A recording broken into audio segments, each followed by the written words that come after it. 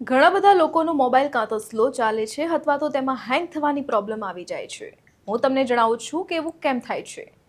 કારણ કે તમે શું કરો છો, ગૂગલ પ્લે સ્ટોર પર ઘણી બધી એપ્લિકેશન ડાઉનલોડ કરી લો છો અને જ્યારે તે કામની નથી રહેતી તો તેને અનઇન્સ્ટોલ કરી દો છો.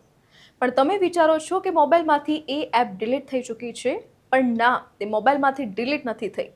તમે શું કરજો, ગૂગલ પ્લે સ્ટોર પર જજો અને ત્યાં ગયા પછી ત્યાં ઉપર ક્લિક કરજો. મેનેજ એપ્સ એન્ડ ડિવાઇસ હશે, તેમાં જશો, પછી મેનેજ પર જજો અને ત્યાં બે ઓપ્શન હશે. ઇન્સ્ટોલ પર ક્લિક કરજો.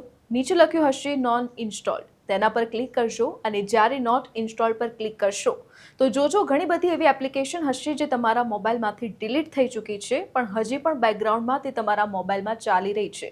તમે એક એક કરીને બધી સિલેક્ટ કરી લેજો અને પરમનન્ટલી રિમૂવ કરી દેજો. પરમનન્ટલી રિમૂવ કરવાથી તમારા મોબાઈલની સ્પીડ વધી જશે અને હેંગ થવાની પ્રોબ્લેમ સોલ્વ થઈ જશે. આ નાની એવી ઇન્ફોર્મેશન પણ બહુ કામની ઇન્ફોર્મેશન છે.